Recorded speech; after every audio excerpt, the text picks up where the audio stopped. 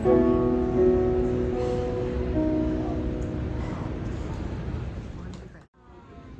out the window and what did I see? Popcorn popping on an apricot tree. Spring has brought me such a nice surprise. Popcorn popping right before my eyes. I can take an armful and make a treat. A popcorn ball that would smell so sweet. It wasn't really so, but it seemed to me. Popcorn popping on the apricot tree.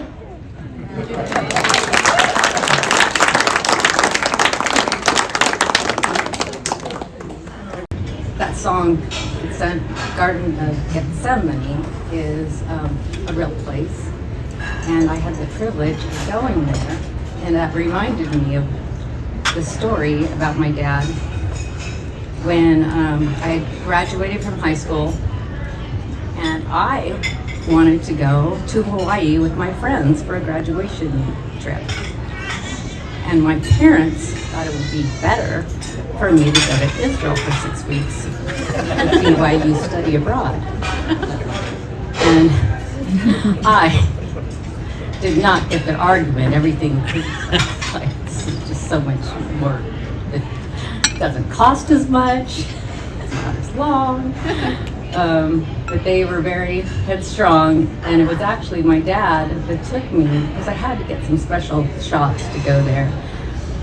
And they were pretty big needles, and at the time I was like really scared of shots. And my dad, went in with me, and I lost it. I'm like, I'm not doing it when I saw the needle, and I kind of turned into like a bull in the doctor's office. And my dad, and so we actually had to go back in the car, and I'm like, I'm not doing it. And he looked at me and he said, I have to say, I am really kind of amazed at your strength there. It's a side of you I think is going to serve you at some point. And yes, you do have to get the shots, and so we're going back in. I had totally forgotten about that. So I am Lorraine. I am the second daughter. I am a middle child, and I used humor with Dad in our family dynamic because I loved his humor, and it was a way to soften him during those years when things were tense sometimes. And it was very effective, because it lightened our family, and I got to know Dad's humor because of it as well. I need to review my notes because I can't remember where it was going to start since I restarted somewhere else. Dad taught me valuable lessons too. They would ground us, but Dad often had to be the one with the program of the grounding, and at least for me, he did. And so at one point I had done something probably bad, and he told me I needed to come, other than not being able to go to school functions, I was to write an essay on integrity and look that up and know what that meant, and we will have lessons about that. And when he felt like I'd learned it properly, then all might be right with my social life. And I will never forget that, because it was a really valuable lesson. And that's the other thing about Dad that everyone knows about him. He was ethical. He was a moral person. He had high standards for his own accountability. And I think all of you got to know him from whatever parts of his life you were in. He stood for something great. And he really wanted us kids to learn that and be accountable and be honest. And if we're not honest, then go back and make amends. And he actually felt like it was our moral duty to each other here on this planet as humans. And I really appreciate that about him. I called crying. This was when I was living in an apartment, and I was just overwhelmed because I didn't know I was going to have to pay taxes that year, because it was a different job where now I am not getting money, or I'm paying taxes. And I was really upset, and he came over to my apartment feeling worried about me, and he hugged me and he offered solutions, but he didn't bail me out. We talked it through, how this is how I think you can do this, and we talked it through and we were okay. And then he finished it up with a very derogatory conversation about the government. And those crooked SOBs, these people in charge. And that was very much Dad. He was very opinionated about politics. And one of my favorite things about him, and he was smart.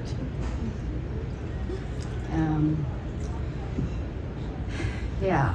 And he did go through different stages, as Cindy said, and it made me think, like, you know, if we have the chance to live a good life, we get to go through these chapters and the makings of a full person, a full signature at the end. One of my favorite memories, or just things about Dad, was his love of the arts. And he was all about an uplifting story. And he loved live theater, and he would tell us all the time that he loved live theater because the music and the way it can really uplift you and reach into your soul, and you could really get to know what that story was about on more levels than just an intellectual level. It made you feel it through dance, through song, through scenes. And I think one of my first productions I was able to go to when I was old enough was My Fair Lady. I think Cindy and I were able to dress up and go, and ever since then, Dad has always loved to go, and I've gone to many musicals with him. His favorite were always the ones that weren't too heavy, the ones that had an uplifting message. And that made me think that Dad really was able to come up with his own uplifting story, his own production. And scene by scene, he did have a final production with all of the key elements of what I think would be an excellent top-rated Broadway show. The story of his life had struggle, had perseverance, had a very soft-hearted but strong hero. There was some heartache, but more joy. There was music to carry through all of the scenes, whatever they may be. Lots of humor, romance. Mm-hmm. In the end, I would say that Dad's life was a very heartfelt hug left onto our own hearts here in his memory. Thank you, Dad. I have to say that I think you get a standing ovation, and there probably won't be a dry eye in the place. I miss you, Dad, and we all love you. Thank you.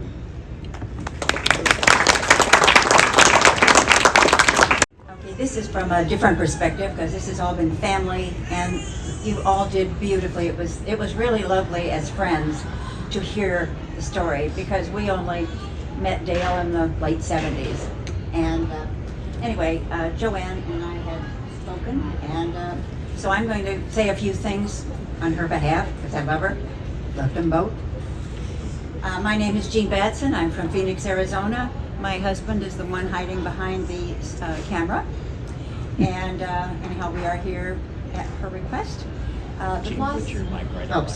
The loss of someone precious is difficult. We've all been through it at one time or another. It's very difficult.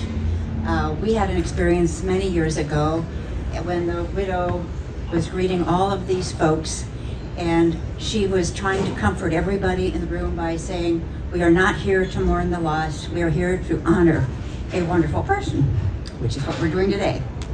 And Dale is, he was just something special to all of us. We personally have traveled with him with couples. And anyway, we were, how we met Dale, how we met Dale was when the girls from the California Gal Pals, as we called ourselves. I need them. Oh, thank you. Anyhow, there are 3 of us that would visit Palm Springs quite regularly. And we were there one weekend, and Jo had told us, of course, that she had met this very nice man when they were doing a talk show together. And the producer even thought, well, they'd be kind of a nice couple. And it took a little while, but somehow that got started. So when we were there one weekend, we were staying at this one particular hotel, and she had told us that she and Dale were having one of their initial dates at the fancy restaurant, that early. And where they would be. So by happenstance, we showed up at the same restaurant at the same time. Isn't that a coincidence? And we would glance over and kind of kept our eye on things to make sure this guy was, okay. And so I thought we were getting away with all this, didn't you? And apparently we weren't, because when she came over feigning shock at seeing us there, Dale leaned over into my ear and he said, "Were you ladies checking me out?" And I honestly said, "Yes, we were." And he said, "How did I do?" And we said, "Amazingly well." And that was kind of the beginning of a wonderful friendship with Dale. And, well, of course, we already were good friends with Jo. And so anyway, that, let me see. So after their dinner, blah, blah, blah, blah. Sorry, I got a little lost here. Obviously, we were busted anyway. And those dates became more and more frequent, and they eventually, as you all know, got married in '98. And they had a lovely reception for all their friends and family afterwards. And so here's a little story that I was told about the honeymoon. Jo and Dale took a honeymoon cruise to the Mexican Riviera. Jo was in the shower when suddenly she realized she'd left the bag with her jewelry outside the door. So she quickly stepped out to retrieve it, dripping wet, wearing Dale's denim shirt and barefoot when the ship rocked, slamming the door shut while she was outside. Imagine standing in the hall, partially dressed, no key, and she thought Dale was in the cabin. She just did a quick exit to get that bag of jewelry. So she's pounding on the door, yelling his name, no answer. Pounding on the door, no answer. And some fellow came down the hall and, "Do you need help?" He pounded on the door, no answer. And he said, "Well, if you go down the hall, there is a ship phone, and you can call there, and maybe you can get somebody to let you into your room." About that time, guess who walks around the corner? Dale. And the guy that had been helping her said, "Oh man, you are in so much trouble." And he didn't know what was going on. So he said, "How can I be in trouble? I'm a newlywed." And the guy took off. Jo wasn't thinking it was quite as humorous as that other guy did, I guess. Is that right? So who was Dale? We all know all these things, but this is from a different perspective. He was a loving and supportive husband, a very proud father of 4 children that he adored, a proud grandfather of 9, a proud great-grandfather of 14 and counting, a successful in-town attorney who practiced law into his 80s, always a professional man with outstanding ethics, a man with a great sense of humor, sometimes a dry wit. He loved to laugh, and he loved to make other people laugh, which is making people laugh and laughing is a wonderful attribute, obviously. And then there's Dale, the Renaissance man, meaning a man of many talents and knowledge, which he was. Growing up on a farm, he was proud to obtain his bachelor's in business and Juris Doctor of Law degrees. He went on, as we have already heard, to work in the prosecutor's office and then go into the office in Apple Valley. He loved to write and research many topics, but he was always drawn to the medical world. He was knowledgeable enough to have become a doctor or a nurse, but that was an avocation. His love was always law. He loved music, all kinds of music. He had a beautiful tenor voice. He loved to dance. He loved to listen to good music. Was a talented musician playing the piano and ukulele. They played in a ukulele group entertaining at retirement homes and senior centers. It brought great joy to see how much the seniors loved their music. And karaoke, as we saw in that clip, was a love. In fact, of course, you all know that he had a karaoke setup there at the house. And we also heard that he liked to play the piano for his family. Is that right? Sorry about this. Okay, Dale the man. When asked at the hospital, "What religion are you?" Dale replied, "I was born a Mormon and I will die a Mormon." He loved family gatherings and living at the beach. They've always been beach people. They loved the sound of the surf and beach town atmosphere. As mentioned, they wed at the beach and traveled to many of them over the years in California and Hawaii mostly, spending 13 summers in Huntington Beach. They love to travel, especially cruise, all over the world, from Hawaii to Dubai, Mexico to Tahiti. They were there to enjoy the relaxation, the culture, and the other people. They loved going to the movies, and sometimes they went to more than one when they were there. He loved dining at home, but also loved the socialization of going out, be it the two of them, or with family and friends. And he was crazy in love with his 2005 Toyota Solara convertible and got great joy in cruising around town with the top down. Dale, as he presented himself, Dapper Dan comes to mind. Let's face it, he loved clothes and it showed. Rumor has it that he had more clothes and shoes than Dale. Is that right? Joe. And Joanne, I'm sorry, Joanne. You know, that other one in the marriage. Even dressed casually, you knew he was a man of great style and pride in the way he presented himself. He ordered every shirt to be done by the dry cleaner, medium starch, and it showed. Of course, being a professional man, suits and ties were his standard uniform. Casual or business attire, he always looked like he stepped out of a clothing ad. And Dale's hair. Dale's hair, come on. He had the most beautiful hair, always styled to perfection, never a hair out of place, and that beautiful white color. Men and women alike were all jealous of his hair. Another little quick story. Last week, Joe had lunch with a friend who had been praising Dale. She was so touched when her friend asked, "Can I have one of Dale's shirts to put on in my boyfriend's closet?" Joe said, "Why? Your boyfriend dresses so well. I'm sure he doesn't need an extra shirt." And her friend said, "I just want to hang it in his closet in hopes that Dale's niceness and energy will rub off on my boyfriend." What a delightful comment for her friend, and it made Joe smile, to which she said, "That's one for the books." Joe, you and Dale had 25 memorable years together as man and wife, a relationship destined to be, because you gave each other the very best of marriage and love. With kindness, politeness, thoughtfulness, support of each other, humor, laughter, and pure enjoyment with so many shared activities. I guess that goes back to where they were inseparable, I guess. And to Dale's children and families, you were blessed to have him as your father, grandfather, great-grandfather. And thank you very much, by the way, for those of us who are not in the family who were able to come to this to honor him and all of you. And Joanne also would like to give her heartfelt thanks for everybody that has come today and to share this day, especially those that came a long distance. And we will all treasure our individual memories of Dale and the times that we spent with him. All of our stories are different, but it was an honor to call him a friend. Thank you.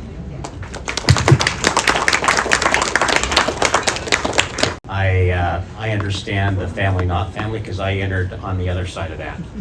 This is a second marriage for Cindy and I, and we both came together at the time when just before Joanne entered in and right in that in-between period, and Dale wasn't that happy to have me in the family.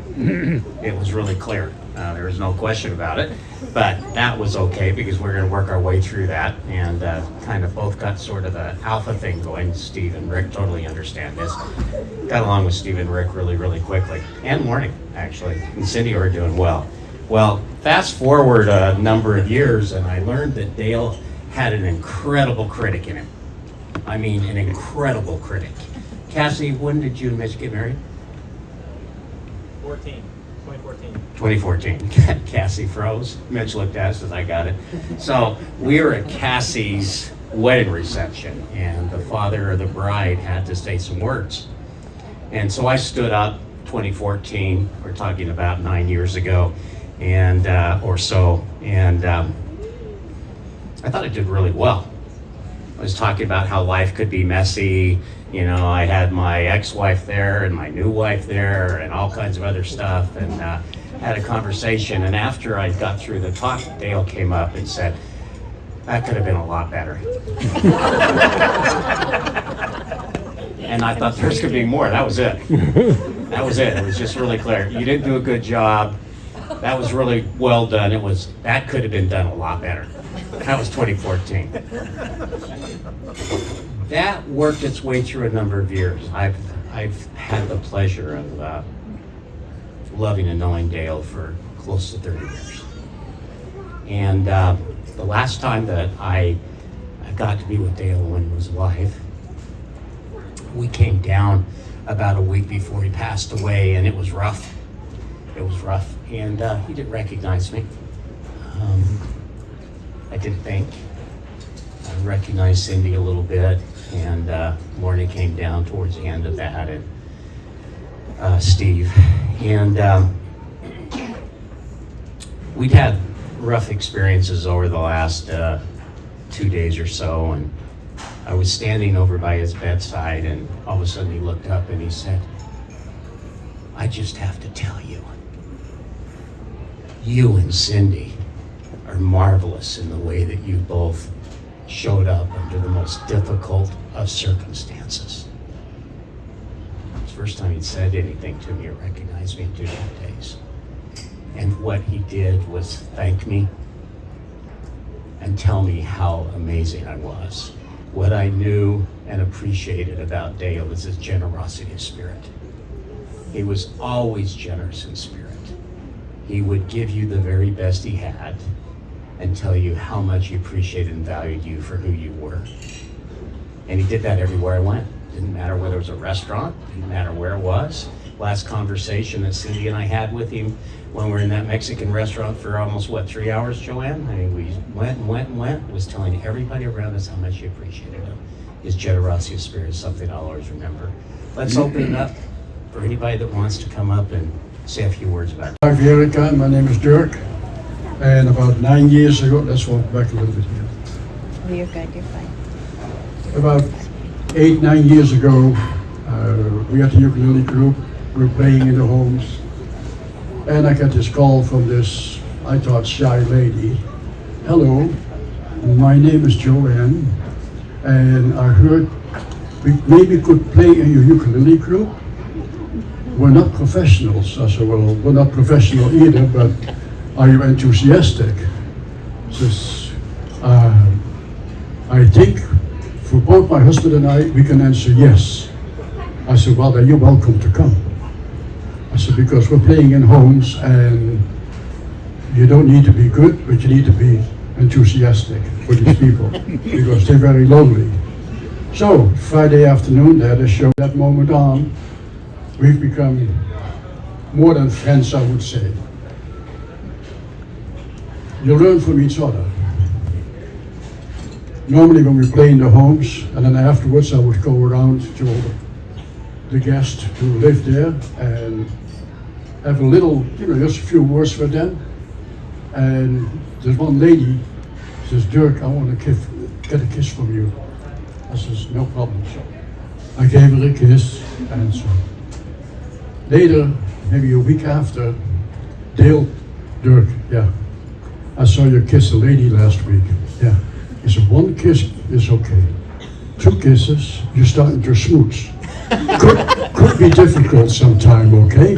I thought, "Oh, that's the lawyer speaking." So that's what I've used afterwards a lot of times. When a lady goes, "Can I get a kiss?" I says, "1, okay?" Smooch, 1 kiss. Okay, so then that's what I learned from Dale.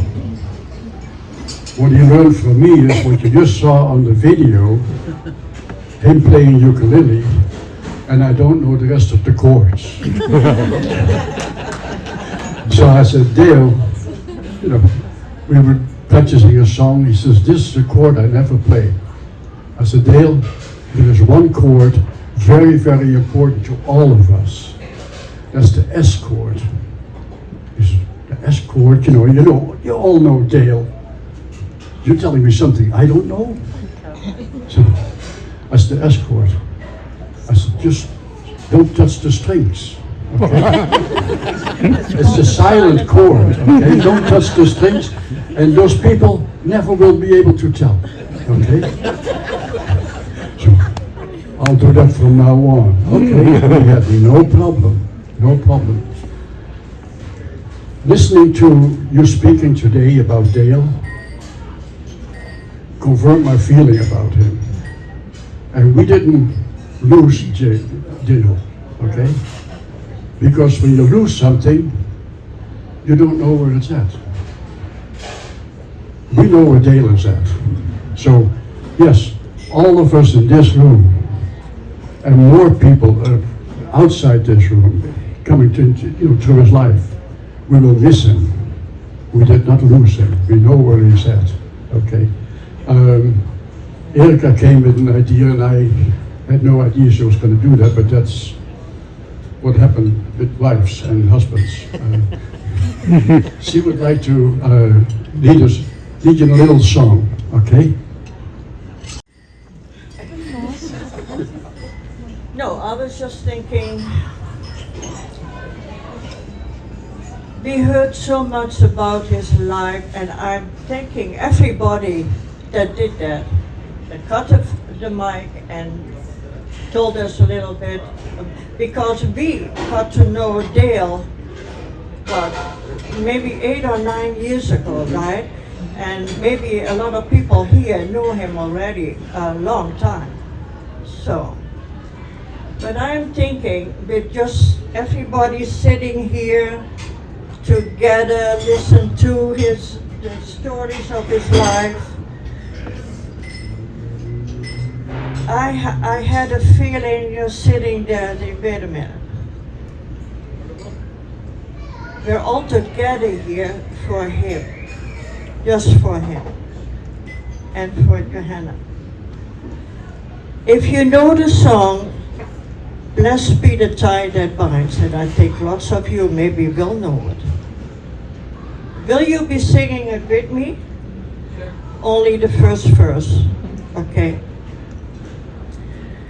Blessed be the time that binds our hearts in Christian love, the fellowship of kindred minds is like to that above. Dale, I sang it for you too. Okay.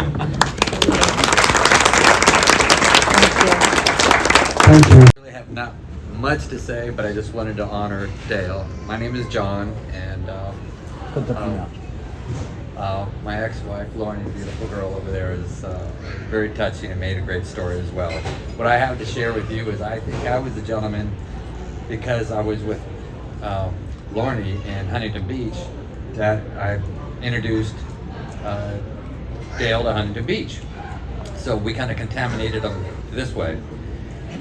I didn't understand Dale, and I said, well, Dale, don't you work in Victorville or Apple Valley? Yes, I do.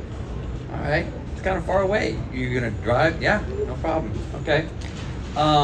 We got to talking a little bit, and he goes, oh, I also have an office in Victorville. I'm like, huh.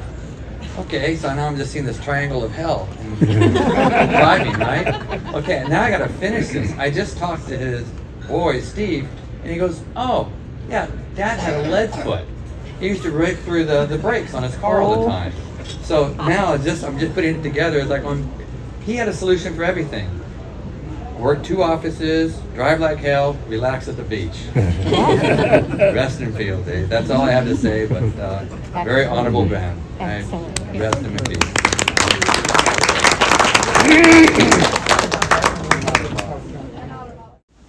what's important in life, and they ended it with this. They said, what's really important in life is spend more time with the people that'll show up at the end of your life in your service. And that hit me really strong. So who are those people that are going to show up when you die? Spend more time with them. Maybe get our priorities even a little stronger and a little more straight in that way. And I just appreciate that. Joanne, so love you and so appreciate you and the way that you took care of Dale. And as family, I can't tell you how many times we said, wow, are we ever blessed and lucky to have Joanne, period. And that's how we feel. And that didn't end with Dale. Your family. Okay, that brings us to the end, which is closing prayer by Steve. And again, thank you very much for being here. One was, it's already been mentioned, he loved ice cream. It didn't make any difference where we were. We could go find some place to have ice cream, not too far away, or even if it was a stretch. That wasn't bad either. We'd do that as well. The other thing that was quite remarkable about Dale is when you sat down with Dale, it was one-on-one. Regardless of what's going on in his life, whatever was happening, even socially, what's happening right there in the room, when you talked to Dale, he was talking to you, he heard what you said, gave you feedback, and he was totally involved in you for the moment. And that's a rare, rare trait in an individual, to have that kind of focus regardless of whatever else is going on around you, to listen to that person, have that conversation, and share.